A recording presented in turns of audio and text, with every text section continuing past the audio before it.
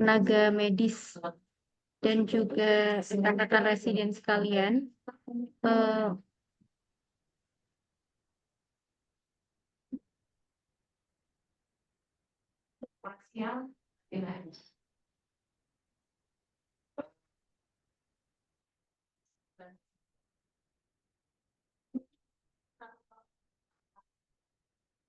Kenapa nggak masuk ya? Selamat sore kepada rekan-rekan presiden sekalian. Mohon izin, dokter, berhubung Ustadz Syatori sudah datang, izinkan saya untuk membuka acara pada sore hari ini.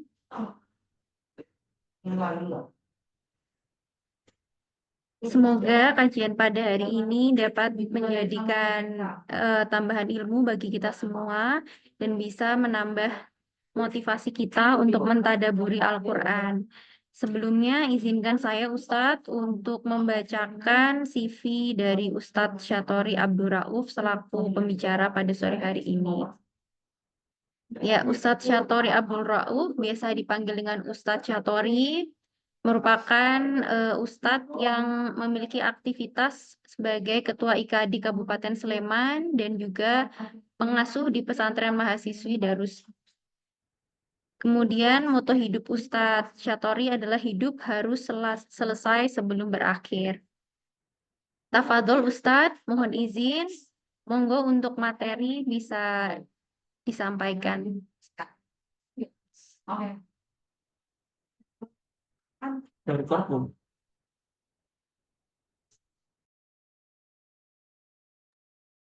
Baik, terima kasih. Sekarang saya jelasin.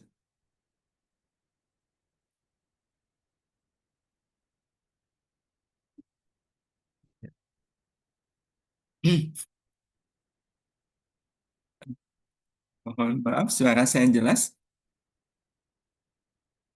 Sudah jelas Ustadz. Sudah ada slide juga ya kelihatan. Baik, terima kasih. Assalamualaikum warahmatullahi wabarakatuh. Waalaikumsalam warahmatullahi wabarakatuh. Bismillahirrahmanirrahim. Alhamdulillah. Wa syukurillah. Thumma salatu wassalamu ala rasulillah. Nabiyyina Muhammad ibn Abdillah wa ala alihi wa ashabihi wa mawalah. La hawla wa la quwwata illa billah amma ba'd. Segenap guru besar, profesor, doktor, para dosen, para senior, dan juga teman-teman residen Mata. Alhamdulillah dengan izin Allah, sore ini kita kembali dipertemukan di forum khidmat, ya, kajian dan halaqah ilmiah, ya, teman-teman yang subhanallah, kita sangat berharap mudah-mudahan kita hadir bersama di majelis ilmu seperti ini menjadi jalan sampainya rahmat, barakah dan maghfirah dari Allah Subhanahu wa taala, yang mudah-mudahan rahmat, barakah dan maghfirah ini terlimpah juga untuk orang tua kita, keluarga, saudara, sahabat, guru-guru kita, lebih-lebih untuk anak keturunan kita semuanya. Bapak, Ibu, dan teman-teman, sore ini seperti yang dirancang oleh pengurus ya khidmat, yang kita ingin bicara tentang menumbuhkan semangat. Ada dua yang ingin kita tumbuhkan, yakni semangat membaca dan tadabbur yang objeknya sama, yaitu Al-Quran. Tentu nanti kita ingin lebih bahas, ya, tidak hanya sekedar menumbuhkan semangat, ya. Bahasa menumbuhkan semangat itu kan kepada yang belum paham, ya. Biasanya anak-anak yang memang butuh ditumbuhkan semangatnya. Kalau Bapak Ibu kan insya Allah ya sudah memahami mengerti tentang urgensi membaca, apalagi mentadabburi Al-Quran. Bapak, Ibu, dan teman-teman sekalian yang dirahmati Allah Subhanahu wa Ta'ala, mungkin kita perlu memahami sedikit ya, meskipun ini sudah sama-sama kita pahami tentang apa itu Al-Quran. Karena tidak akan mungkin tumbuh semangat membaca dan mentadabburi Al-Quran kalau kita sendiri belum memahami hakikat dari Al-Quran ini. Ada banyak definisi, tarif tentang apa itu Al-Quran. Nah, salah satunya kita melihat Quran itu sebagai tetes embun kebenaran yang Allah teteskan ke bumi untuk menumbuhkan benih-benih kebaikan menjadi pohon-pohon kemuliaan yang ujungnya menyentuh sampai ke langit. Inilah hakikat dari Al-Quran. Jadi embun kebenaran. Ya, dikatakan kebenaran karena memang datangnya dari Allah. Semua yang datangnya dari Allah itu pasti al-haq. Ya, pasti benar. Ya. Nah, Allah teteskan tentu dalam tanda kutip ya, ke bumi. Ya, di bumi ada kita. Di kita ada hati. Nah, di dalam hati kita inilah ada benih-benih kebaikan.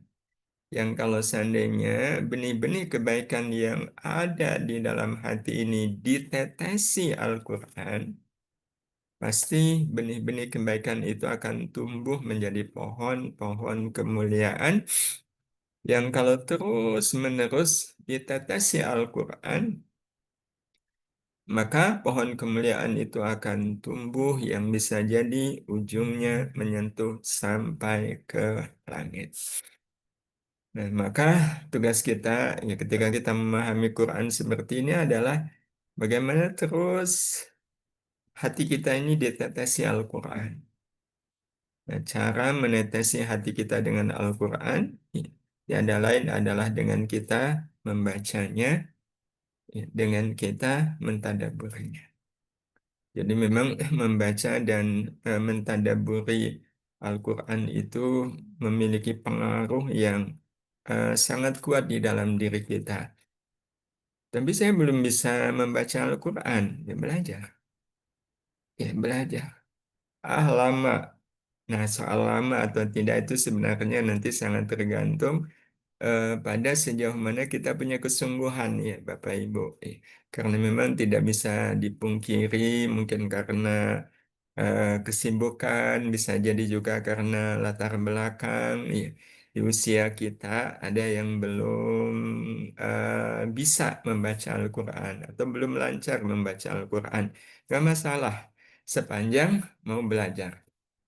Dan Rasulullah menggelari orang yang mau belajar Al-Quran itu ya, sebagai khairukum, sebagai sebaik-baik kalian.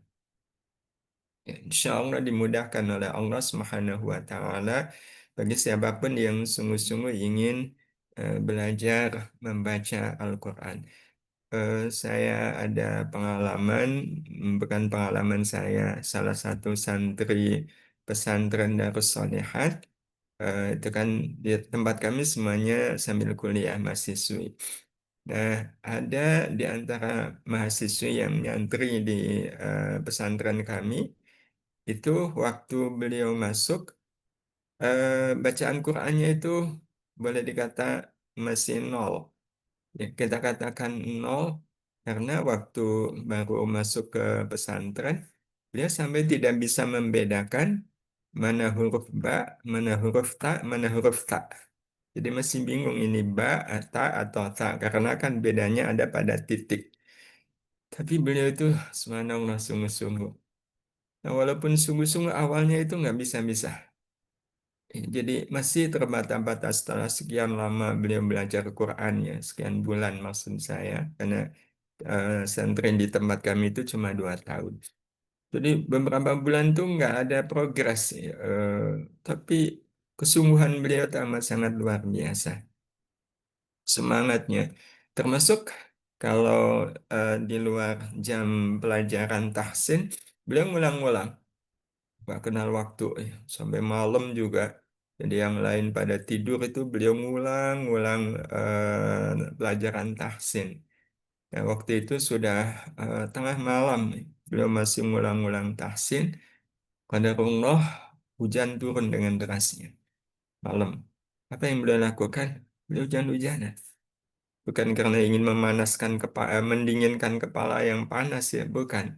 Nah, dalam hujan-hujanan itu dia tengah tangan kepada Allah. Kemudian beliau menyampaikan kepada Allah, curhat ya, bahasa anak sekarang ya, kalau bahasa santrinya itu munajat, ya, berbisik kepada Allah, ya Allah, ya sudah sekian lama saya belajar Al-Quran, saya ingin sekali bisa, ya, membaca Al-Quran dengan baik, tapi ya Allah, sampai saat ini saya belum juga bisa membaca Al-Quran dengan lancar. Ya Allah, kalau Engkau ridho dengan keadaan saya ini, ya Allah, kalau Engkau ridho dengan usaha-usaha saya ini, ya Allah, maka aku pun ridho, sambil teriak itu. Karena malam hujan kan nggak dengar. Ya, aku pun ridho dengan keadaan saya ini, ya Allah. Aku tidak mengeluh, aku tidak kecewa. Sudah sekian lama belajar, tapi nggak bisa-bisa. Aku ridho sepanjang Kau ridho kepadaku. Wallahu a'lam. Tapi setelah beliau bermunajat seperti itu, entah kenapa hari-hari selanjutnya beliau seperti diberi kemudahan. Nggak, akhirnya bisa lancar membaca Al-Quran. Dan sekarang beliau sudah tidak lagi tinggal di pesantren, sudah lulus, kuliahnya juga sudah lulus. Apa pekerjaan beliau? Ini. Pekerjaan beliau adalah melakukan safar dari satu tempat ke tempat yang lain. Buat apa? Buat mengajar Al-Quran. Ini. Ini menunjukkan bahwa memang Al-Quran itu sosok yang, ya, kalau diibaratkan sosok yang sangat baik. Yang kalau kita baik kepada Al-Quran, Al-Quran juga akan baik kepada kita. Ya, kalau kita ingin bersahabat dengan Al-Quran, niscaya Al-Quran juga akan bersahabat dengan kita. Dan tentu saja yang kita inginkan tidak hanya sekedar kita bisa membacanya, tapi bagaimana Quran ini nyampe ke hati, ya, sehingga kemudian menumbuhkan benih-benih kebaikan menjadi pohon-pohon kemuliaan. Ya. Dan ini betul Bapak Ibu yang rahmat Allah, karena Al-Quran yang sudah Allah turunkan kepada kita itu menuntun kita untuk tidak merasa cukup menjadi manusia yang benar atau baik semata, tapi mengharuskan kita menjadi manusia yang mulia. Nanti akan kita temukan banyak sekali ayat-ayat Al-Quran yang menuntun kita untuk tidak merasa cukup menjadi orang benar atau cukup menjadi orang baik, tapi meniscayakan kita untuk menjadi manusia yang mulia. Nah, hadirin hadirah yang dirahmati Allah Subhanahu wa taala, ini juga disebutkan oleh Allah Subhanahu wa taala di surat Yunus. Ya, ya, surat Yunus surat ke-10 ayat 57. Ya ayyuhan nas, wahai manusia, qad ja'at, sungguh telah datang kepada kalian mau'izatun, mau'izah yaitu Quran. Mau'izah itu kan artinya pitutur. Quran itu kan isinya adalah pitutur. Ya, mau'izah pitutur min rabbikum, dari Rabb kalian, wasyifaun. Iya. Di mana Quran ini menjadi syifa, menjadi obat lima fis suduri, bagi penyakit yang ada di dalam hati, wahudan, dan petunjuk, warahmatun, dan rahmat, lil mu'minina, bagi orang-orang yang beriman. Ya. Jadi Quran itu mau'izah, syifa, hudan, ya, dan rahmat. Dan kita ingin, karena keterbatasan waktu, ya, kita ingin membahas satu saja di antara fungsi Al-Quran. Ya, ada mau'izah, ada syifa, ada hudan, petunjuk, ada rahmah. Ya, kita ingin bahas, Bapak Ibu, Al-Quran sebagai rahmat untuk hidup orang yang beriman. Quran itu memang betul-betul rahmat. Salah satu rahmatnya tadi, menuntun kita untuk jadi orang mulia. Jadi orang yang mulia. Karena orang yang hidup penuh dengan rahmat Al-Quran, ya, di mana rahmat Al-Quran itu kan ya rahmat Allah juga. pasti akan memilih amal yang mulia. Iya. Kalaulah ada amal baik, ada nggak yang lebih baik? Karena rumusnya kan baik itu belum cukup, kalau lebih baik masih mungkin. Ya. Kalau lebih baik sudah nggak mungkin, berarti baik itu menjadi paling baik. Nah, paling baik itu kan sama dengan mulia. Nah, hadirin hadirah yang dirahmati Allah, kita kalau melihat diri kita, iya, apakah Quran sudah betul-betul menjadi rahmat bagi kita? Itu salah satunya bisa kita kenali dari semisal kalau kita mengalami kejadian seperti ini. Terjatuh karena tertabrak mahasiswa yang terburu-buru karena mau ujian. Ya, kita sempat jatuh, tapi alhamdulillah nggak apa-apa, tapi ya lumayan. Motor kita lecet, ya. Spionnya juga pecah, ya rating juga pecah. Ya, tapi yang nabrak lebih parah. Ya, nggak cuma motornya yang parah, anaknya juga lecet-lecet, ya, luka, eh, pecah, apa namanya, lampu utamanya, ratingnya, rodanya juga, iya. Tapi kan yang salah dia karena dia yang menabrak.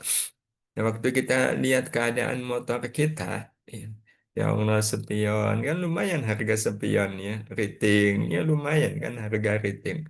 Nah, dalam keadaan seperti ini, kalau kita minta ganti rugi, salah nggak Bapak Ibu? Ya enggak kan? Iya, nggak salah. Kenapa? Karena yang salah dia. Iya, nggak salah. Kalau nggak salah kan berarti benar. Cuma dalam keadaan seperti ini, baik nggak Bapak Ibu? Iya, kita minta ganti rugi ke dia. Kayaknya kan nggak baik ya. Soalnya dia juga eh, lumayan luka, motornya juga rusak parah. Kalau dia nabrak, ya itu namanya musibah, pasti nggak sengaja. Jadi kalau minta ganti rugi nggak salah, itu benar, tapi rasanya kok kurang baik. Kalau kita memaafkan dan mengikhlaskan, salah enggak? Enggak. Baik enggak? Ah, sudah, baik. Mulia? Belum. Nah, kecuali kalau kita pilih yang ketiga, memaafkan, mengikhlaskan, dan memberi uang untuk ganti kerusakan motornya. Salah? Enggak. Baik? Baik. Mulia? Ya. Nah, kira-kira kalau ada orang yang mengalami kejadian seperti ini, umumnya pilih yang mana? A, B, atau C? Kalau sampai semisal ya, dalam keadaan yang seperti ini atau mirip seperti ini, kita pilih C, itu menunjukkan apa Bapak Ibu? Ini betul-betul rahmat. Karena nggak kebayang nih, kalau sampai memaafkan, mengikhlaskan, dan memberi uang untuk ganti kerusakan motornya, kalau bukan karena rahmat Allah itu nggak bisa. Dan rahmat Allah itu bisa kita peroleh melalui Al-Quran. Nah, bagaimana caranya agar Al-Quran menjadi rahmat kehidupan kita? Ya, bagaimana caranya? Betul-betul menjadi rahmat, sehingga dalam segala apapun yang kita lakukan, sekali lagi tidak hanya sekedar yang penting benar, yang penting baik, tapi kita betul-betul menginginkan apapun yang kita lakukan menjadi amal mulia.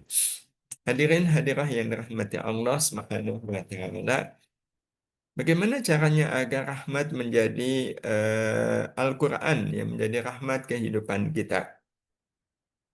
Saya ingin menyampaikan terlebih dahulu ya Bapak Ibu, keadaan nanti saat manusia dikumpulkan di padang mahsyar. Bukankah semua kita akan meninggal, kemudian kita meninggalkan dunia, pulang ke akhirat, tapi kita transit dulu kan di alam kubur atau alam barzakh. Sampai kemudian kiamat, semua manusia dibangkitkan dari alam kubur dan kemudian dikumpulkan di padang mahsyar. Bagaimana keadaan waktu di padang mahsyar? Panas yang tiada terkira. Seberapa panasnya? Seperti di kita di bumi dalam keadaan matahari didekatkan hanya 1,6 kilo di atas kepala. Ya, mungkin teman-teman yang hari ini sempat keluar ya, tidak berada di ruangan terus, merasakan betapa hari ini panas. Ya Allah, tadi sholat zuhur ya, terasa betul menyengat. Padahal, berapa jarak matahari dengan bumi saat ini yang ketika kita kepanasan, terasa panasnya? Jaraknya adalah 150 juta kilometer.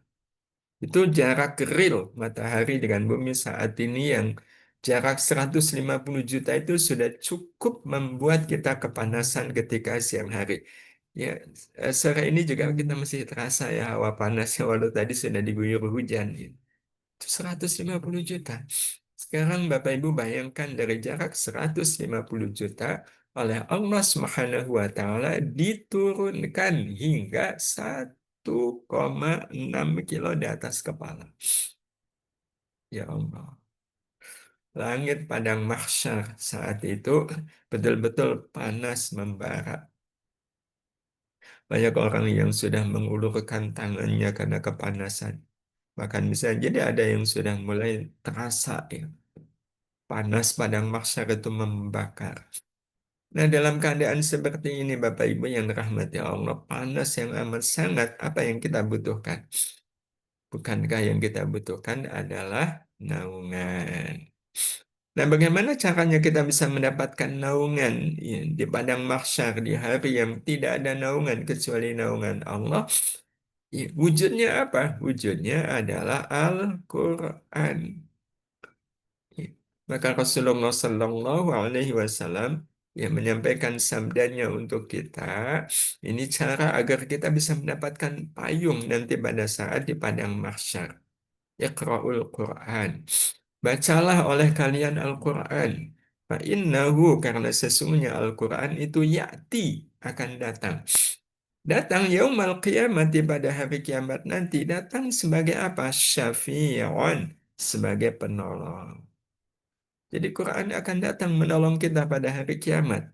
Ya kalau hari kiamat ya hari di mana manusia dikumpulkan di padang mahsyar. Datang sebagai penolong. Penolong bagi siapa? Nah, ini yang kita ingin sama-sama mendalami. Ternyata Quran itu di hari kiamat nanti akan menolong yang ditolong adalah li ashabi bagi sahabat-sahabat Al-Quran. Iya. Berarti hadis Rasul Sallallahu Alaihi Wasallam ini memberikan pesan kepada kita, Iqra'ul Quran, bacalah Al-Quran. Iya, karena Quran akan datang pada hari kiamat nanti iya, sebagai penolong bagi sahabatnya. Nah, hadis ini berarti memberi pesan kepada kita apa Bapak Ibu? Membaca Al-Quran sebagai sahabat. Ya, membaca Al-Quran sebagai sahabat. Iya. Jadi waktu kita membaca Al-Quran itu kita merasakan Quran ini sebagai sahabat. Maka kita insya Allah ya soal membaca Al-Quran, kita insya Allah sering ya, banyak lah. Cuma yang akhirnya kemudian menjadi pertanyaan tersendiri bagi kita Bapak Ibu, sudahkah kita membaca Al-Quran sebagai sahabat? Karena jelas berbeda antara orang yang membaca Al-Quran sebagai sahabat dengan orang yang membaca Al-Quran tidak sebagai sahabat. Itu pasti beda. Bedanya di mana? Ya sebenarnya seperti kita Bapak Ibu. Ya. Kalau seandainya datang ke rumah kita seorang sahabat, ya seorang sahabat, sahabat baik, sahabat dekat. Kita ngobrol dengan sahabat dekat kita. Itu waktu ngobrol asik nggak? Oh asik. Asik banget. Sedemikian asiknya sampai sadar waktu nggak? Kadang nggak sadar waktu kan? Ternyata kita ngobrol udah 1 jam ini. Kok nggak terasa ya? Ya kenapa? Karena ngobrol dengan sahabat. Tapi bayangkan kalau seandainya yang datang bukan sahabat. Bukan sahabat, temen yang nggak terlalu kenal gitu. Kita ngobrol dengan dia, itu tahan berapa lama? Nggak tahan lama kan? Aduh, capek deh dia kapan nih dia pamit gitu. Kita ingin segera dia pulang. Nggak usah lama-lama. Kenapa? Karena saya merasa belum menjadi sahabat dia dan dia belum menjadi sahabat saya. Nah, maka ini juga nanti akhirnya menjadi ukuran sejauh mana kita membaca Al-Quran itu sebagai sahabat. Iya. Kita baca Al-Quran iya, malam Jumat ya. Paling gampang ukurannya malam Jumat aja. Ada kesunahan kan? Iya. Ya, sering diingatkan kalau di medsos itu ya sudah baca Al-Kahfi belum gitu ya. Saatnya baca Al-Kahfi. Karena memang malam Jumat itu ada kesunahan bagi kita untuk membaca surat Al-Kahfi. Nah, Bapak Ibu, waktu kita membaca surat Al-Kahfi itu, kita awet-awet atau kita pengen cepat selesai. Baru beberapa saat baca, kita sedang lirik ayat kan, ya Allah, baru ayat 20, padahal saya rasanya udah lama. Ini baru ayat 20, baru ayat 30, ya Allah, ini sepertiga aja belum. Nah, kalau kemudian merasa berat, itu kan isyarah. Ya, kalau orang seperti ini, dia membaca Al-Quran belum sebagai sahabat. Nah, karena itu, ini bagian dari semangat membaca Al-Quran adalah bagaimana kita juga semangat untuk menjadi sahabat Al-Quran. Ya, li ashabi, menjadi ashabul Quran. Ya, menjadi sahabat Al-Quran. Ya. Nah, ini yang perlu untuk kemudian kita ikhtiarkan. Bagaimana caranya Quran menjadi sahabat saya dan saya diakui sebagai sahabat Al-Quran. Nah, ini caranya. Ya, agar kita menjadi sahabat Al-Quran. Ya, caranya ada 4, Bapak Ibu. Yang pertama, tentu untuk bisa menjadikan kita sahabat Al-Quran, ya kita harus berinteraksi dengan Al-Quran. Kan nggak mungkin saya menjadi sahabat si A semisal ya. Saya pengen jadi sahabatnya A. Tapi nggak mau berinteraksi dengan A. Nggak mau ketemu dengan A. Nggak mau ngobrol dengan A. Ya kapan kita bisa jadi sahabatnya A? Ya? Maka sama, kalau kita ingin menjadi sahabat Al-Quran, ya kita harus berinteraksi dengan Al-Quran. Nah, wujud interaksinya ada 4. Pertama, berquran semata karena Allah suka. Jadi jangan lupa Bapak Ibu, ketika kita berquran, nah, ya berquran itu ya mungkin kita membacanya, mungkin kita menghafalkannya, mungkin kita mengulang-ulang murojaah hafalan, mungkin kita mengkaji tafsirnya, ya mungkin kita hadir di majelis Al-Quran atau belajar Al-Quran. Pokoknya berquran, berquran kan luas ya. Tidak hanya membaca ya, tapi merenungkan, mempelajari. Itu kita lakukan semata karena Allah suka. Jangan lupa, kita memastikan, ya Allah, saya bismillah baca Quran. Kenapa baca Quran? Karena Engkau suka. Jadi jangan karena yang lain. Ya, contoh karena yang lain itu, kenapa baca Quran? Ya, yang lain baca Quran, ya, masa saya yang enggak enak lah. Nah, itu berarti bukan karena Allah suka. Kenapa baca Quran? Buat laporan semisalnya. Jangan. Ya, jadi betul-betul kita berquran itu semata karena Allah suka. Ini yang pertama. Nah, yang keduanya agar menjadi sahabat Al-Quran dengan cara yang paling Allah suka. Jadi waktu kita berquran itu sebisa mungkin kita menggunakan cara yang paling Allah suka. Ya, tentu kita harus tahu kan apa yang paling Allah suka. Ya, sebagai contoh, kita ambil Quran. Ya. Kalau pakai tangan kiri, rasanya sopan ya? Enggak kan? Ya, masa ngambil Quran pakai tangan kiri. Ya, nah, maka sebisa mungkin, walaupun mungkin tangan kiri kita lebih mudah untuk ambil Quran, tetap gimana caranya kemudian kita membaca Al-Quran, mengambil Quran itu dengan tangan kanan. Meletakkannya dengan cara yang penuh rasa ta'zim. Karena Quran itu kalamullah.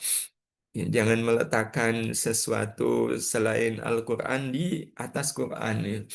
Apalagi naruh piring kotor di atas Quran, nah itu ya, berarti tidak dengan cara yang paling disukai oleh Allah. Allah tentu suka kalau kita baca Quran pakai wudhu, punya wudhu. Gitu. Ya, masalahnya kita wudhu terlebih dahulu. Ya, karena sebagian madhab, ya, madhab Syafi'i itu mewajibkan. Kalau pegang Quran itu harus dalam keadaan punya wudhu. Walau madhab yang lain tidak mewajibkan, tapi bagi kita masalahnya adalah mana yang lebih baik. Ya, mana yang lebih disukai oleh Allah, ya berwudhu. Ya udah, itu yang kita pilih. Yang ketiga dengan hati yang sangat suka, ya. Jadi jangan lupa hati kita harus hati yang suka. Termasuk ketika berqurannya itu dalam bentuk kita mendengarkan. Ya, karena mendengarkan orang baca Quran, ya, itu termasuk berquran. Apalagi di dalam sholat. Iya. Nah, pastikan hati kita suka. Walaupun, ya, walaupun Bapak Ibu, eh, bacaan Quran, orang yang kita dengarkan bacaannya itu, walaupun suaranya nggak enak, eh, jangan lihat suaranya, tapi lihatlah apa yang beliau baca. Beliau kan baca Quran. Quran itu kalamullah. Ya, jadi kita mendengarkan bukan suara orang, tapi suara Al-Quran yang dibaca. Jadi Qurannya, kita senang. Ya. Atau imam bacanya panjang sekali. Salat Isya, rakaat pertama baca Al-Baqarah sampai ayat 30, 40, 50, nggak ruku-ruku. Ya udah, hati kita suka aja. Jangan kemudian kita mendumel. Tahu gini, mendingan tadi saya sholat di rumah. Nah, itu artinya ya, dia sudah memposisikan dirinya tidak mau bersahabat dengan Al-Quran. Ya. Karena kalau dongkol kan menunjukkan, ya bayangkan kalau seandainya teman-teman bersilaturahim. Terus yang disilaturahimi dongkolin. Mungkin nggak kita akan menjadikan dia sebagai sahabat. Iya, mana mungkin ya, istilahnya kalau pakai logika manusia. Ya manusiawinya mana mungkin saya bersahabat dengan orang yang dia dongkol dengan keadaan saya. Nah maka sebisa mungkin intinya hati kita suka dengan Al-Quran. Nah yang terakhir hanya mengharap yang Allah suka. Jadi kalaulah ada harapan dari kita berinteraksi dengan Al-Quran, pastikan harapannya adalah harapan yang Allah suka. Dan yang Allah suka, harapan itu apa Bapak Ibu? Yang Allah suka adalah ketika kita berquran hanya mengharap rahmat. Itu aja harapan kita. Bismillah, saya berquran, mudah-mudahan dengan saya berquran, saya mendapatkan rahmat Allah. Ya, sebagaimana yang dipesankan oleh Allah di surat Al-A'raf. Ayat yang ke-104. Wa idza quri'al Qur'anu fastami'u lahu wa ansitu la'allakum turhamun. Apabila dibacakan Al-Quran, maka dengarkanlah. Mendengarkan Quran itu bagian dari interaksi dengan Al-Quran. Ya, wa ansitu dan perhatikanlah la'allakum turhamun. Niscaya engkau akan mendapatkan rahmat. Ya. Jadi harapan kita dari berquran itu adalah rahmat Allah Subhanahu wa Ta'ala.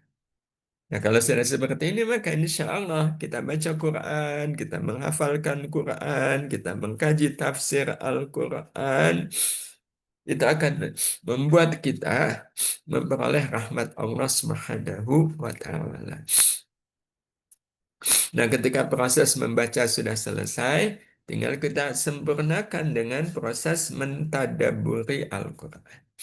Hadirin hadirah yang dirahmati Allah Subhanahu wa Ta'ala, tentang mentadabbur Al-Quran ini Allah Subhanahu wa Ta'ala menyampaikan di beberapa ayatnya. Salah satunya di surat Muhammad. Afala yatadabbaruna al-Quran am ala qulubin aqfaluha. Maka apakah mereka tidak mentadabbur Al-Quran ataukah hati mereka terkunci? Ya. Ayat ini memberikan pesan kepada kita, orang kalau mau mentadabburi Al-Quran, hatinya terbuka.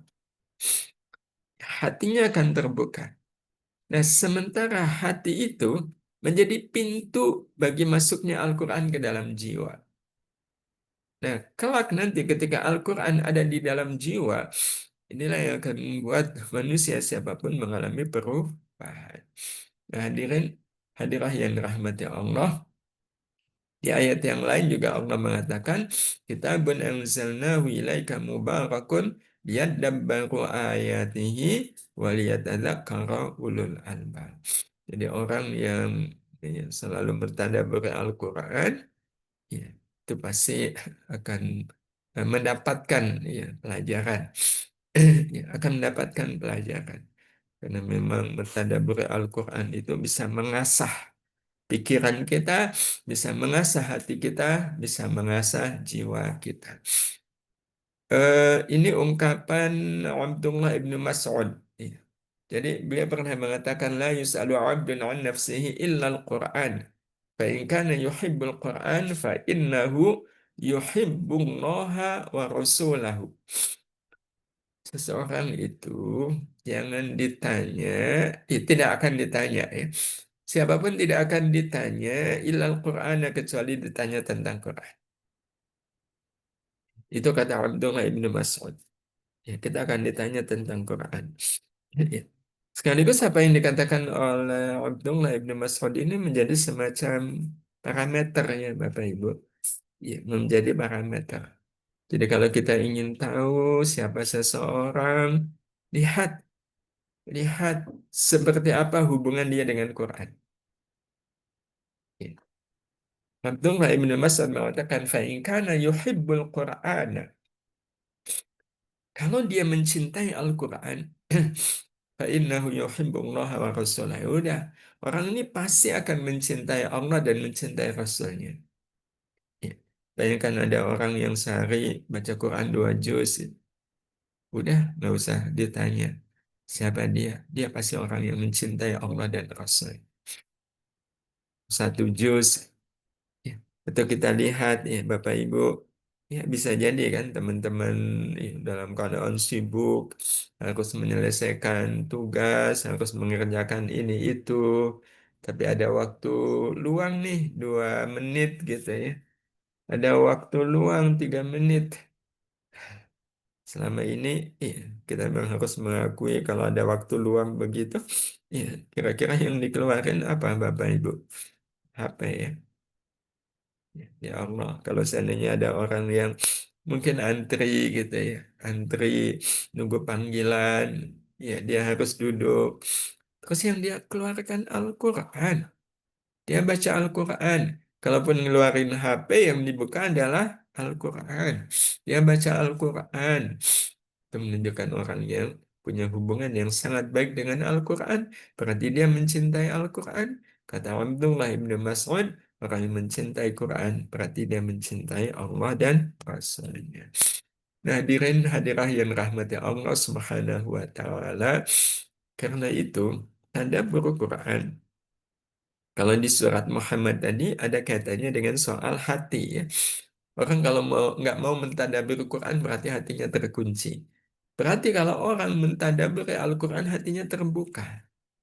Nah, ketika hati ini terbuka, maka kita akan ketemu dengan makna tadabbur, upaya mengisi jiwa kita dengan pesan-pesan Al-Quran. Jadi kalau membaca Al-Quran itu, ya, tujuannya adalah agar kita bersahabat dengan Quran, dan kalau persahabatan itu urusannya dengan apa? Dengan hati. Kan kalau kita dongkol sama temen, nggak mungkin kita akan bersahabat dengan temen yang hati kita dongkol. Nah, jadi tadabbur itu meningkatkan kualitas diri kita. Iya. Kalau membaca membuat hati kita terbuka. Iya. Nah, kalau tadabbur membuat jiwa kita terbuka. Dan terus bagaimana Bapak Ibu yang dirahmati Allah agar kita bisa mentadabburi Al-Quran? Sebenarnya mentadabburi Quran itu ada dua level ya. Level awam, level khusus. Nah, kalau level khusus itu, ya kalau kita mau mentadabbur Quran, ya kita harus tahu bahasa Quran, tahu balaghah, ya, tahu eh, apa ilmu tentang keindahan bahasa Al-Quran, ada jinas, ada iqtibas, iya. Itu kalau kita tadabbur dalam arti khusus. Sehingga tadabbur dalam arti khusus itu panjang nih. Eh, Sering dibahas ya, pilihan kata ya, di dalam Al-Quran itu punya nilai, punya makna ya. Kullu nafsin dha'iqatul maut, setiap yang bernyawa akan merasakan mati. Itu kalau kita mentadabburinya dengan pemahaman bahasa Arab, kita jadi merenung, mentadabburi. Kalau Allah menyebut setiap yang bernyawa merasakan mati.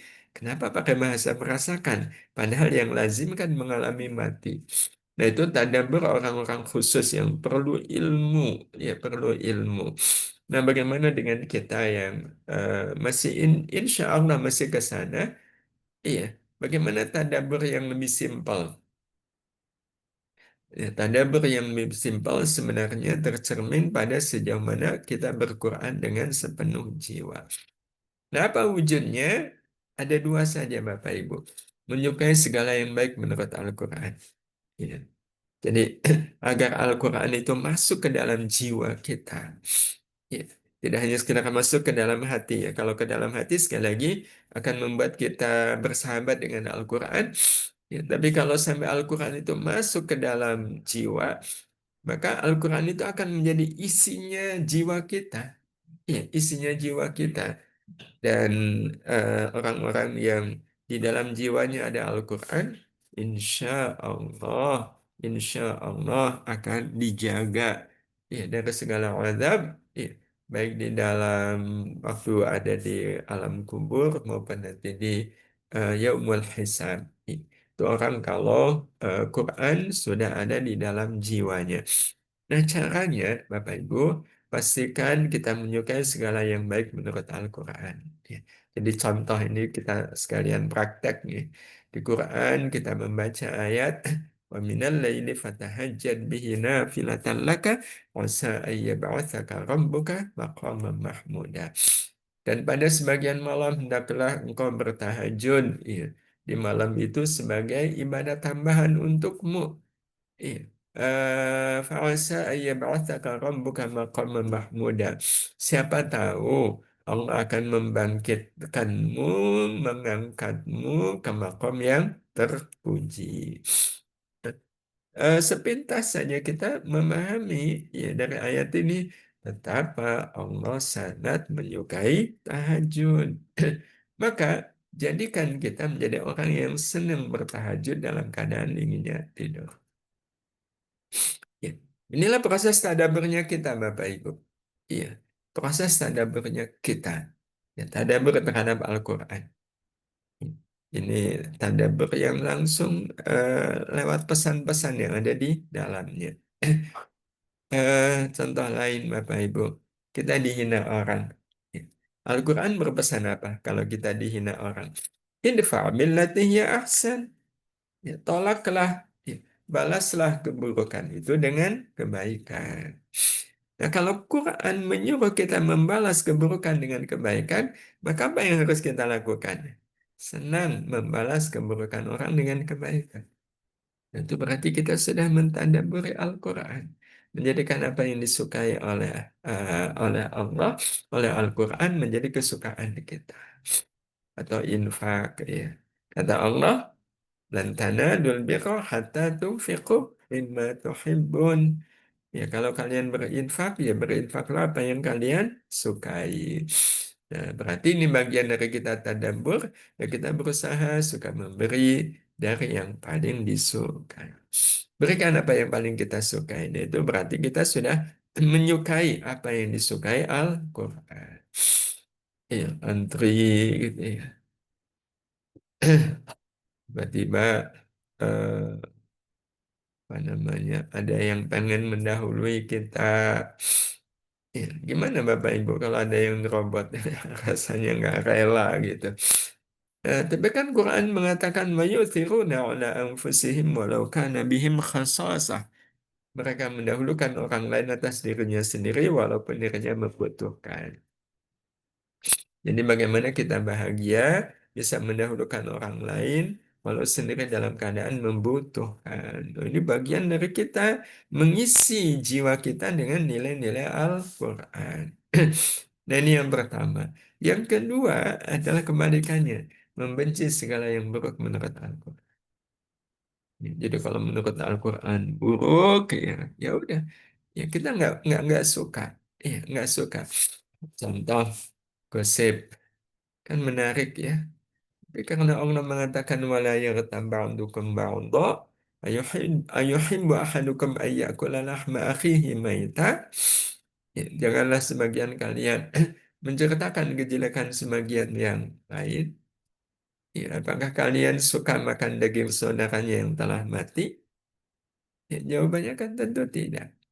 Iya, jawabannya adalah tentu tidak. Nah, hadirin hadirah yang dirahmati Allah Subhanahu wa taala. Jadi kalau Quran membenci gosip, maka kita pun menjadi bagian dari orang yang membenci gosip. Nah, hadirin hadirah yang dirahmati Allah Subhanahu wa taala, orang-orang seperti inilah yang pantas untuk disebut sebagai sahibul Quran. Ada orang yang sudah menjadikan Al-Quran sebagai nafas hidupnya. Hidup bersahabat dengan Al-Quran. Seperti ibu ini ya. Ini kan ya kira-kira masih pagi atau memang sudah larut malam ya. Beliau masih jualan. Nunggu pembeli, beliau membaca Al-Quran. Inilah sahibul Quran. Ya, sudah menjadikan Al-Quran sebagai nafas hidupnya. Disimba juga ya Allah. Kadang kalau kita melihat orang-orang seperti ini kan terharu ya. Mereka masih menyempatkan membaca Al-Quran. Tukang beca ini kan malam-malam ya. Mungkin yang lain tidur. Tapi beliau terbangun untuk membaca Al-Quran. Siapa yang nggak terharu ya? Nggak terharu. Tukang parkir bayangkan ya. Tukang parkir baca Quran. Ya. Iya. Ini juga ya. Ojol gitu ya. Ya Allah, nunggu orderan gitu ya. Gak muncul-muncul baca Quran. Walaupun kan beliau baca Quran baru 2 menit, 3 menit, ya HP berdering, beliau menuju ke lokasi. Tapi itu saja sudah menunjukkan kesungguhan. Nunggu kereta api sambil baca Quran. Ya, ya. Pemulung ini Bapak Ibu ya Allah. Ya, beliau tetap membaca Al-Quran. Dan sebagai penutup, ini yang nanti akan didapat oleh orang yang sudah menjadikan Al-Quran sebagai nafas hidupnya, maka kelak Allah akan matikan dia dalam keadaan sedang bersama Al-Quran. Ini pernah dialami oleh sosok ibu ya, yang orang-orang memanggil beliau sebagai Ummu Hana, Ibu Hana. Ummu itu artinya ibu. Nah, Ummu Hana ini dari kecil, beliau itu sudah dikenalkan Al-Quran oleh orang tuanya. Nina Quran. Ya. Nah, Bapak Ibu yang dirahmati Allah, kan itu beliau semangat dengan Quran. Ya, dan ketika umur beliau menginjak 12 tahun, ya berarti kan kelas 5 atau kelas 6 SD ya. Beliau kemudian minta izin ya, untuk menghafalkan Quran. Ya, disetujui oleh ayah ibunya. Ya, beliau pun ya, tetap sekolah, tapi di sela-sela waktunya beliau kemudian menambah hafalan Quran. Qadarullah 3 tahun kemudian di usia beliau 15 tahun, beliau kena sakit Bapak Ibu, ya, demam. Tapi entah kenapa akibat demam itu membuat pita suara beliau rusak. Ya, nah, karena pita suaranya rusak kan, beliau ketika bicara nggak keluar suara. Iya, suaranya nggak keluar. Itu kan musibah ya. Itu musibah. Tapi Allahu Akbar, Ummu Hana ini tidak berhenti. Iya, tidak berhenti berquran. Jadi walaupun nggak ada suara, tetap beliau meneruskan menghafalkan Al-Quran. Ya, hingga di usia 17 tahun, 2 tahun kemudian, beliau resmi hafal Quran. Tanpa pernah ada yang bisa menyimak hafalan beliau.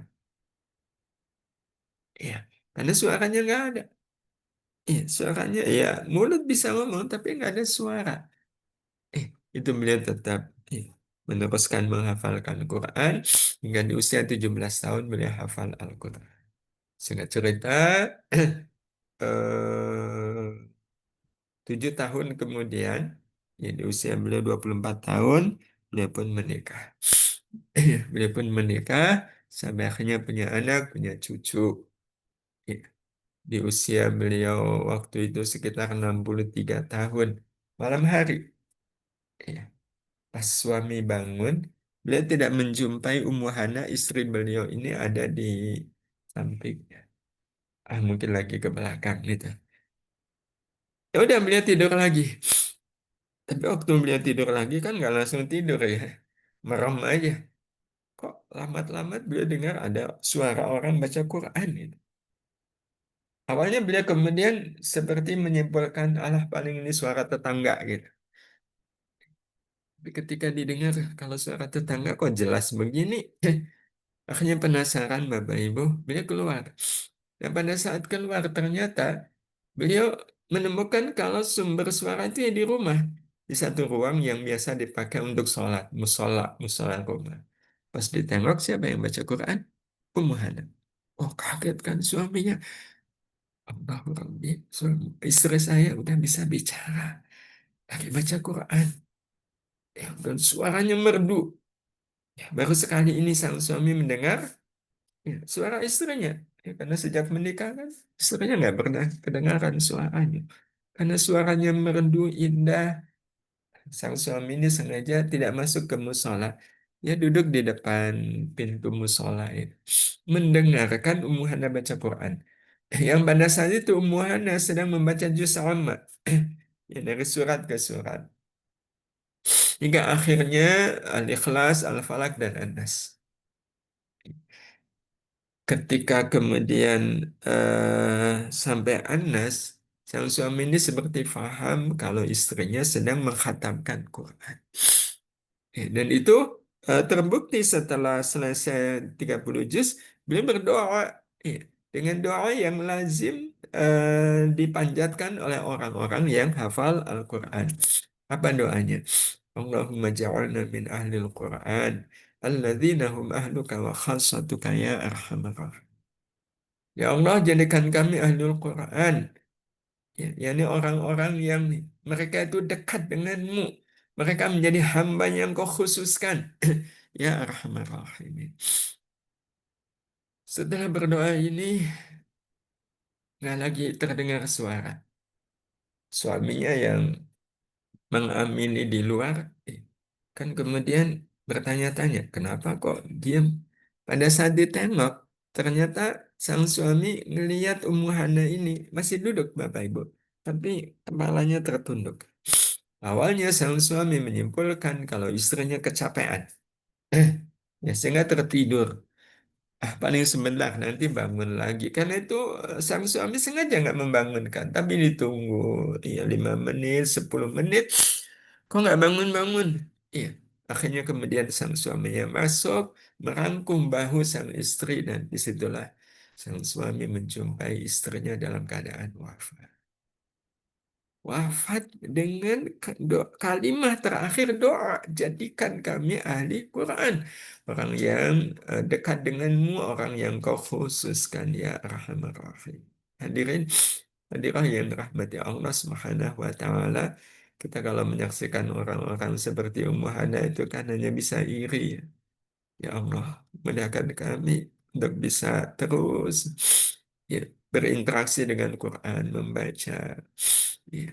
Dan yang penting lagi ya Allah, izinkan kami bisa termasuk menjadi hamba yang mencintai Al-Quran. Sehingga kita berinteraksi dengan Al-Quran itu dengan sepenuh cinta, sepenuh hati, sepenuh jiwa. Insya Allah kita semua nanti akan menjadi ahlul Quran. Kita akan diwafatkan oleh Allah Subhanahu wa Ta'ala bersama Al-Quran. Dan ya Allah wa iyyakum. Demikian dokter yang bisa saya sampaikan. Saya kembalikan ke MC. Semoga. Masya Allah, Alhamdulillah, Tabarakallah Ustadz. Kajian pada hari ini sangat bermanfaat dan menyentuh hati sekali. Semoga kita semua yang hadir dalam kajian hikmat hari ini bisa semakin termotivasi untuk mempelajari, tidak hanya membaca Al-Quran, tetapi juga untuk mentadabburi Quran bersama. Dan semoga dengan itu hati kita menjadi hati yang bersih dan juga menemukan kedamaian di dalam jiwa kita, Ustadz. Baik, Amin. Ustadz. Amin. Baik, Ustadz. Untuk selanjutnya kita akan membuka sesi pertanyaan. Mungkin dari peserta, profesor, dokter, atau rekan-rekan residen maupun tenaga kesehatan sekalian, ada yang ingin ditanyakan, monggo silahkan. Izin bertanya, Sir. Oke, silakan. Eh, Alhamdulillah, terima kasih atas kesempatannya dan terima kasih atas pesan Ustadz yang sangat menarik, Ustadz. Mohon izin, eh, saat ini itu terkadang kita sulit untuk istiqomah bisa membaca Al-Quran setiap hari, Ustadz. Kira-kira apa yang menyebabkan hal tersebut? Kenapa kita mungkin berat sekali untuk membuka mushaf dan juga apa yang bisa menjadikan kita lebih istiqomah mengisi hari-hari kita dengan Al-Quran? Terima kasih, Ustadz. Baik. Istiqomah ya bersama Al-Quran. Sebenarnya yang jadi masalah itu adalah istiqomahnya itu sendiri bersama Al-Quran. Nah, pengertian bersama Al-Quran di sini amat sangat luas ya. Amat sangat luas. Membacanya itu juga istiqomah bersama Al-Quran. Kemudian menghafalkannya, mentadabburinya, mendengarkannya, mempelajarinya. Itu sebenarnya wujud dari istiqomah bersama Al-Quran. Jadi istiqomah bersama Al-Quran itu tidak hanya sekedar membaca. Nah, yang kemudian Bapak Ibu yang dirahmati Allah Subhanahu wa taala, sebenarnya yang menjadi catatan bagi kita adalah arti istiqomah itu sendiri. Jadi sebenarnya istiqomah itu wujudnya tidak fisik ya. Wujudnya tidak fisik. Fisik itu artinya kelihatan ya. Wah, dia istiqomah baca Quran ya. Buktinya sehari dia baca Quran 1 juz. Itu juga iya betul bentuk istiqomah. Tapi kan sangat boleh jadi ya, ada orang-orang tertentu yang nggak bisa ya baca Quran sehari sampai 1 juz. Kenapa nggak bisa? Mengingat mungkin dia punya kesibukan-kesibukan yang nggak bisa ditinggalkan, yang tidak memungkinkan dia bisa baca Quran sampai sehari 1 juz. Nah, maka sebenarnya Bapak Ibu yang dirahmati Allah, hakikat dari istiqomah seperti yang di awal tadi kita sampaikan adalah bagaimana kita menyempatkan diri kita berquran ya, di sela-sela minimnya waktu kita. Ya, di sela-sela minimnya waktu kita. Ya, bagaimana terus kita bersama Al-Quran ini? Ya, bagaimana kita terus bersama Al-Quran ini? Nah, itu sebenarnya ukurannya di situ. Jadi ketika ada kesempatan, kita manfaatkan buat Al-Quran. Nah, kalau ini Bapak Ibu yang dirahmati Allah, sebenarnya kuncinya adalah pada sejauh mana memang kita mencintai Al-Quran. Iya, sejauh mana kita mencintai Al-Quran. Itu ukurannya. Nah, sehingga yang kemudian kita perlu tumbuhkan adalah bagaimana kita termasuk orang-orang yang mencintai Al-Quran. Cuma cinta kepada Al-Quran kan nggak bisa tumbuh sendiri, ya kecuali dengan pertolongan Allah Subhanahu wa Ta'ala. Nah, maka yang kita bisa lakukan adalah apa yang tadi kita sebut bagaimana kita bersahabat dengan Al-Quran. Ya, jadi manajemen kita ketika kita berquran, ya, yang tidak boleh kita lupakan 4 tadi, itu caranya. Jadi kita berquran semata karena Allah suka, dengan cara yang paling Allah suka, dengan hati yang sangat suka, dan berharap hanya yang Allah suka. Ya, mudah-mudahan dengan 4 langkah ini, Allah turunkan rahmatnya untuk kita, yang dengan rahmat itu insya Allah kita bisa istiqamah. Karena kalau sudah dengan rahmat Allah, nggak ada yang mustahil. Allah kalau sudah menurunkan rahmatnya Bapak Ibu, tidak sempat pun Allah punya cara bagaimana akhirnya kemudian kita punya kesempatan. Ya, dalam keadaan kita malas pun, Allah punya kuasa untuk kemudian menghilangkan rasa malas itu. Semuanya itu adalah karena rahmat Allah Subhanahu wa Ta'ala. Ada banyak sekali contoh saudara-saudara kita. Ya. Saya pernah lihat seorang ibu. Beliau lagi masak ya, sambil metikin apa namanya daun bayam, ya, metikin kacang panjang. Itu beliau sambil baca surat Al-Mulk. Iya, beliau sambil baca surat Al-Mulk gitu, sambil metikin kan memang beliau hafal. Loh, tapi kan saya nggak hafal surat Al-Mulk. Quran itu nggak cuma Al-Mulk, Al-Fatihah juga Quran. Jadi kalau semisal saya kok hafalnya cuma Al-Fatihah ya. Iya, ibu-ibu gitu ya, sambil masak baca Al-Fatihah itu sudah menunjukkan bukti cinta kita kepada Al-Quran. Bukti bahwa kita betul-betul menjadikan Quran itu sebagai rahmat. Iya. Dan itu sekali lagi buah dari tadi waktu kita berquran itu, ya karena Allah suka dengan cara yang paling Allah suka, dengan hati yang sangat suka, dan berharap hanya yang Allah suka. Dan bukankah harapan yang paling Allah suka adalah ketika kita berharap hanya rahmat Allah Subhanahu wa Ta'ala. Mudah-mudahan Allah karuniakan rahmat sehingga kita bisa istiqomah. Baik, silakan. Silahkan teman-teman sekalian, jika ada yang ingin bertanya lagi. Mohon izin bertanya, Ustadz.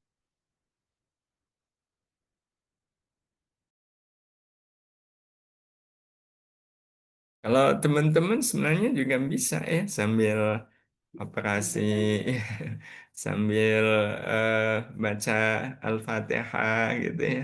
Sepanjang tidak sampai mengganggu konsentrasi gitu ya. Sambil eh, ngeliatin mata pasien pakai senter gitu. Oh, kalau dokternya sambil baca Al-Fatihah. Kalau pasien Muslim itu udah langsung tuh, wah, cocok ini. Itu akan menambah nilai tersendiri ya. Kan insya Allah kalau baca Al-Fatihah, walaupun fokusnya ke yang sedang dilakukan, tapi kalau yang baca Al-Fatihah, walaupun fokusnya bukan ke Al-Fatihah, insya Allah kan tetap sampai waladhdallin gitu, karena sudah lancar gitu. Iya, begitu. Jadi semuanya sesempatnya kita selalu bersama Quran sambil nyupir, kita baca Al-Fatihah, iya. Atau kalau mau ayat kursi gitu ya, sudah hafal gitu. Semuanya banyak lah, Al-Ikhlas juga Quran. Iya, begitu Bapak Ibu. Iya. Mungkin ada yang lain?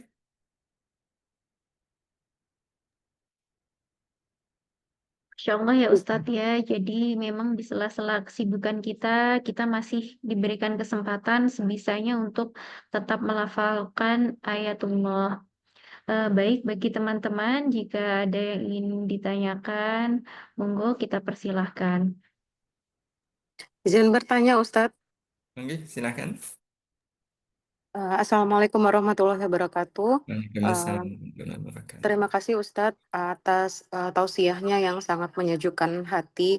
Mohon izin saya ingin bertanya, sebenarnya bagaimana sih Ustadz cara kita menumbuhkan rasa mengajarkan, lebih ke bagaimana cara kita mengajarkan kepada anak-anak kita untuk tidak hanya membaca Al-Quran saja, tapi lebih ke mencintai dan eh, agar lebih memahami makna dari Ya.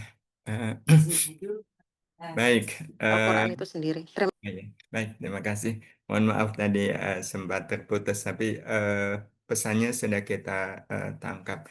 Eh, Begini, kalau kaitannya dengan anak ya, kan ada mengajar, ada mendidik. Iya. Nah, kalau mengajar berarti itu pekerjaan para pengajar. Mendidik adalah pekerjaan para pendidik. Nah, ada hal yang berbeda antara mengajar dan mendidik. Kalau dalam bahasa Arabnya, mengajar itu adalah allama yu'allimu ta'lim. Ya, ta'lim Quran berarti mengajarkan Al-Quran. Itu fungsi mu'allim, seorang pengajar, seorang guru. Tapi kalau mendidik itu berarti fungsi murabbi, ya, yang mendidik. Nah, ada hal yang berbeda memang antara fungsi mengajar dan mendidik. Nah, kalau mengajar, ya cara yang ngajar, gitu. Diajarin. Ha begini, kha begini, ini panjang, ini pendek, ya. Ini Quran memberi pesan demikian, demikian, demikian itu mengajar. Nah, kalau mendidik itu sebenarnya adalah fungsi keteladanan. Ya, fungsi keteladanan.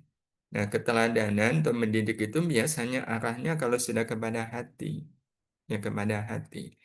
Ya, karena keteladanan, ya maka seorang pendidik itu dia sudah lebih dahulu, ya. Sebenarnya sama dengan mengajar kan. Mengajar juga orang yang mengajarkan harus punya ilmu yang lebih dulu daripada yang diajar.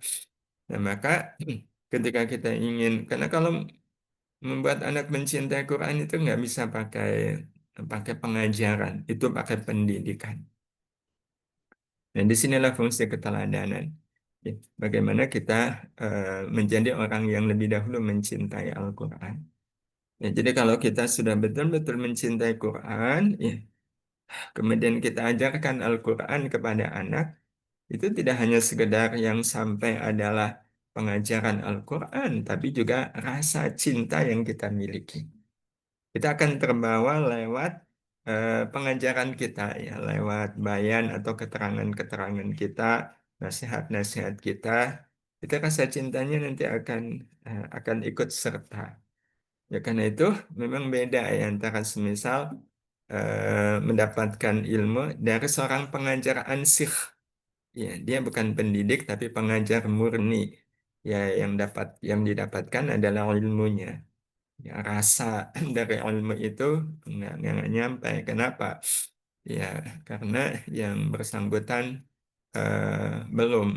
yang bersangkutan belum. Walaupun bisa jadi kalau manajemen yang dididik ini bagus gitu, walaupun dia mendapatkan ilmu dari orang yang katakanlah dia tidak mencintai Quran, tapi kalau manajemen si murid ini bagus ya, dia bisa aja akhirnya menjadi orang yang mencintai Quran. Itu kalau dilihat dari sisi muridnya. Tapi kalau kita dalam posisi mengajarkan, ya, maka yang kita bisa lakukan adalah ya, tadi keteladanan. Ya, kita menjadi orang yang betul-betul mencintai Quran, merindukan Quran, yang menjadikan Quran itu sebagai segala-galanya. Nah, bisa juga kadang ya Bapak Ibu, eh, kan intinya anak-anak kita itu bisa bisa berinteraksi dengan baik dengan Al-Quran ya, mau mempelajari isinya. Ya, itu kan sebenarnya adalah rahmat Allah Subhanahu wa Ta'ala. Itu rahmat Allah Subhanahu wa Ta'ala. Kalau bukan karena rahmat Allah nggak bisa. Kita kalau bisa membuat orang lain yang mencintai Quran itu bukan karena kitanya, bukan. Tapi karena rahmat Allah ya, yang turun kepada mereka. Tapi memang Allah menjadikan nasihat kita itu sebagai jalan bagi sampainya rahmat Allah. Ya, jadi kita menjadi jalan bagi sampainya rahmat Allah. Tapi kan cuma sekedar jalan. Ya, hakikatnya dia bisa berquran, mencintai Quran itu adalah rahmat Allah Subhanahu wa Ta'ala. Nah, maka ada baiknya mungkin ya, Bapak Ibu, teman-teman dokter mata itu ada ada doa yang dipanjatkan ke Allah Subhanahu wa Ta'ala ketika mengobati mata pasien. Ya, sempatkan berdoa kepada Allah, ya Allah, ya, saya ingin mengobati mata pasien ini. Ya, jadikan ya Allah amal saya mengobati pasien ini jadikan mata pasien yang saya obati ini ya Allah menjadi mata yang mencintai Al-Quran, yang senang memandang Al-Quran, yang senang melihat Al-Quran. Ya, mengapa ketika dokter mengobati pasien ada harapan seperti itu? Mudah-mudahan menambah nilai sekaligus kalau memang pasti rahmat Allah turun, mudah-mudahan rahmat yang sama Allah juga berikan kepada anak-anak kita karena kita sudah melakukan amal baik, yakni mengobati mata orang yang sakit, tapi kita berharap mata orang yang sakit ini nanti dipakai untuk membaca Al-Quran. Ya, mudah-mudahan ya, itu nanti menjadi sekali lagi nilai dan kebaikan bagi para dokter mata. Karena saya yakin Bapak Ibu tidak ingin mengobati pasien terus sembuh, tapi kemudian sembuhnya pasien ini dipakai untuk melihat maksiat kan. Ya insya Allah dokter nggak kemudian dianggap sebagai menolong orang, membantu orang untuk bermaksiat dengan matanya.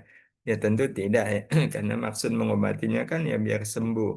Tapi agar ada nilai lebih, ya lantunkan doa mudah-mudahan sembuhnya pasien ini dari sakit matanya, nanti matanya dipakai untuk melihat Al-Quran, melihat keagunganmu yang terbentang di alam semesta. Mudah-mudahan mata ini menjadi mata yang mudah menangis ketika ingat dengan dosa-dosa yang sudah dilakukan. Karena ciri mata yang sehat kan katanya gitu ya. Mata yang selalu terpana memandang keagungan Allah. Ya, mata yang merasakan nikmat saat melihat Al-Quran. Ya, mata yang menatap sesama dengan pandangan penuh kasih sayang, bukan pandangan kebencian. Dan mata yang dipakai untuk begadang ya. Ya, begadang dalam kebaikan ya, mata yang bisa menangis ya pada saat ingat dosa dan maksiat yang dilakukan di masa-masa yang begitu dokter, terima kasih. Insya Allah, terima kasih sekali Ustadz. Jazakumullah khairan kasiron atas ilmunya Ustadz.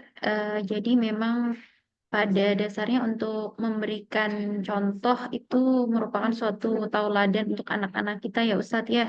Betul. Semoga nanti untuk keturunan kita semuanya bisa menjadi ahli Quran. Allah Amin. rahmati semuanya. Mungkin ada lagi pertanyaan? Jika tidak ada Ustadz, boleh izin bertanya? Oke, silakan. Bagaimana Ustadz cara kita untuk mentadaburi Al-Quran ketika kita itu mungkin tidak fasih dalam berbahasa Arab? Jadi Iya. untuk mengkaji tafsirnya Ustadz, mohon dijelaskan. Terima Iya. kasih Ustadz. Baik. Eh, Bagaimana caranya kita bisa mentadaburi Al-Quran sementara kita sendiri tidak memahami bahasa Al-Quran? Begini, Bapak Ibu dan teman-teman sekalian yang dirahmati Allah Subhanahu wa Ta'ala, yang paling penting sebenarnya fungsi kita mentadaburi Al-Quran adalah isi Al-Quran itu masuk ke dalam hati, tembus ke dalam jiwa. Nah, sehingga nanti kita menjadi orang yang menyukai apa yang disukai oleh Al-Quran, membenci apa yang dibenci oleh Al-Quran. Itu tugas awalnya. Sebenarnya fungsi dari kita tadabbur Quran yang kita bahasakan dengan mencintai Al-Quran, ya, menjadikan Al-Quran itu ya betul-betul kalamullah yang kita amat sangat ta'zim kepada Al-Quran.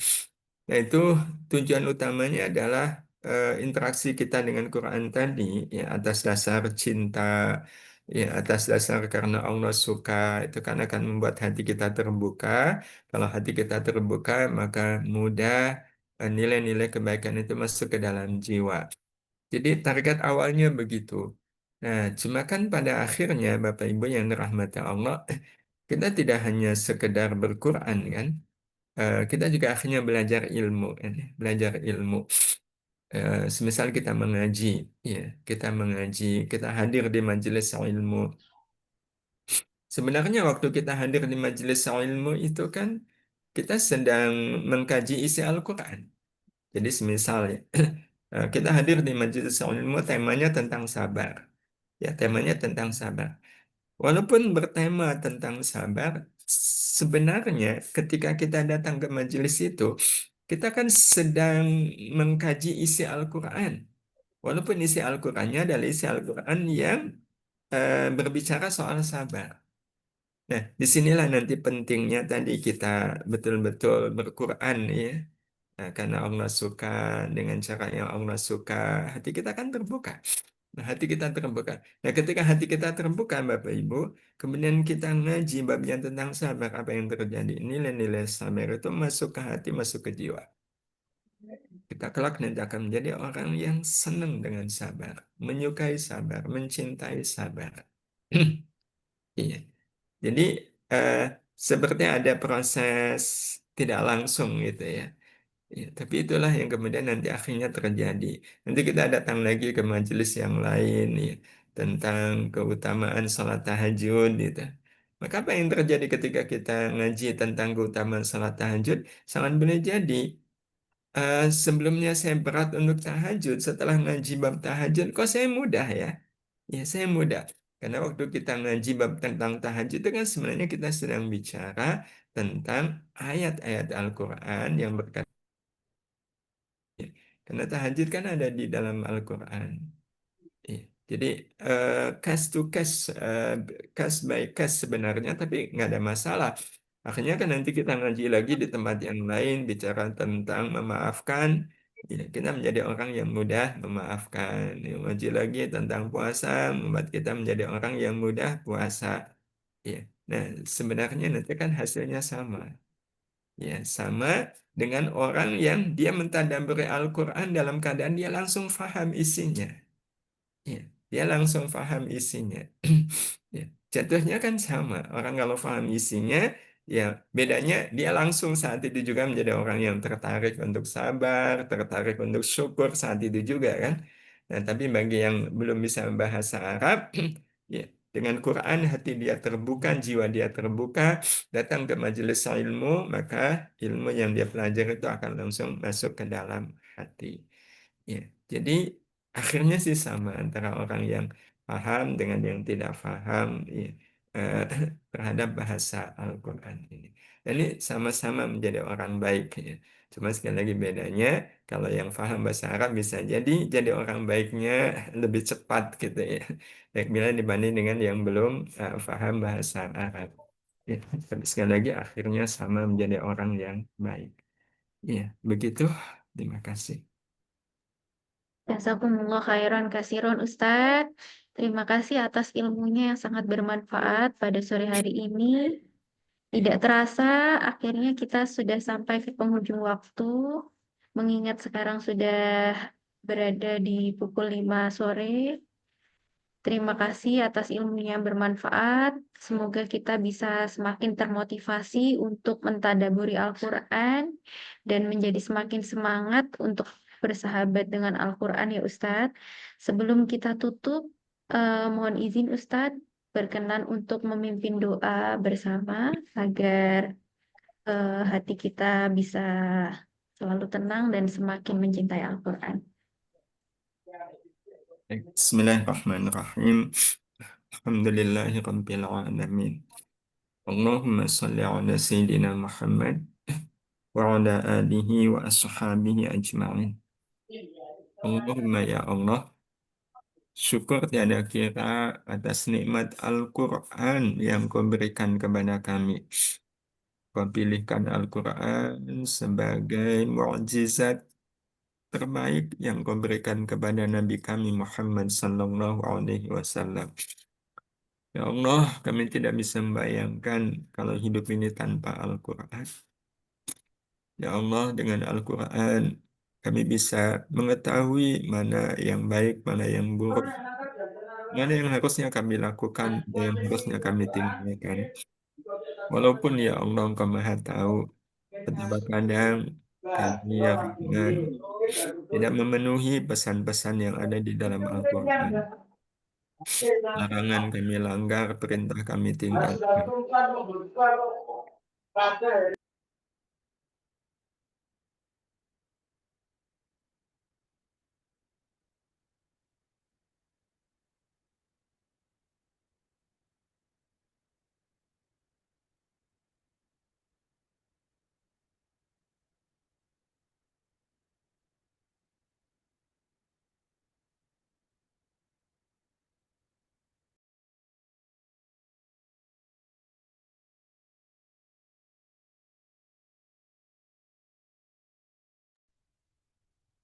Mohon izin Ustadz,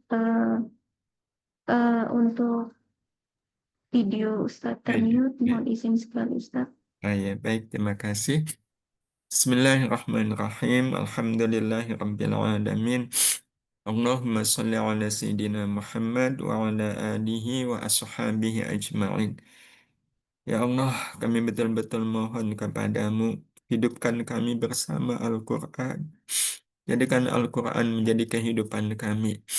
Jadikan Al-Quran menjadi pencerah pikiran kami, pembuka hati kami. Jadikan Al-Quran, ya Allah, menjadi kesadaran kami. Jadikan Al-Quran menjadi pelipur segala gundah gulana kami. Jadikan Al-Quran menjadi musim semi hati kami, ya Allah. Bahagiakan kami bersama Al-Quran, muliakan kami bersama Al-Quran. Jangan Kau biarkan Al-Quran menjauh dari kami, ya Allah. Izinkan kami selamanya menjadi sahabat Al-Quran, sahabat di dunia, sahabat di alam kubur, sahabat ketika kami berada di padang mahsyar. Jadikan Al-Quran ini penyelamat hidup kami di dunia, penyelamat hidup kami nanti di akhirat. Ya Allah, kami betul-betul mohon hidupkan kami bersama Al-Quran dan jadikan saat-saat kematian kami nanti, ya Allah, saat di mana kami bersama Al-Quran. Izinkan ya Allah, Al-Quran selalu membasahi lisan kami dan jadikan Al-Quran menjadi segala-galanya bagi hidup kami. Kepadamu kami memohon, kepadamu kami meminta ijabah doa-doa kami ini. Dan kalau Engkau nyatakan doa kami ini mustajab, kami mohon ya Allah, utuhkan kebersamaan kami hidup di duniamu saat ini mulia. Utuhkan kembali kebersamaan kami di akhirat nanti mulia. Dengan Engkau kumpulkan kami di surgamu nanti ya Allah. Kumpulkan kami bersama orang tua kami, keluarga kami, saudara-saudara kami, sahabat-sahabat kami, guru-guru kami, lebih-lebih dengan semua anak keturunan kami ya Allah. Birahmatika ya arhamar rahimin. Allahumma ja'alil Qur'an al-azima rabi'a qulubina wa nura sudurina wa jala'a ahzanina وذهاب همومنا وغمومنا وسائقنا ودليلنا إلى جناتك جنات النعيم. ربنا آتنا في الدنيا حسنة وفي الآخرة حسنة وقنا عذاب النار. وصل اللهم على سيدنا محمد وعلى آله وصحبه أجمعين. الحمد لله رب العالمين. Mudah-mudahan Allah mengijabah. Mohon maaf atas segala khilaf. Assalamualaikum warahmatullahi wabarakatuh. Waalaikumsalam Waalaikumsalam warahmatullahi warahmatullahi wabarakatuh. Terima kasih banyak Ustadz atas penyampaian materinya dan ilmu serta nasihatnya Ustadz. Semoga Allah senantiasa memberikan Ustadz kesehatan, keberkahan, dan perlindungan dari Allah Subhanahu wa Ta'ala. Semoga amin ya rabbal alamin. Insya Allah semoga kita bisa bertemu lagi ya Ustadz dalam kajian di kesempatan berikutnya. Amin. Alhamdulillah. Saya mohon izin terlebih dahulu. Terima kasih Dr. Bayu kalau ada Dr. Firman. Mohon maaf. Assalamualaikum warahmatullahi wabarakatuh. Waalaikumsalam Waalaikumsalam warahmatullahi warahmatullahi wabarakatuh. wabarakatuh.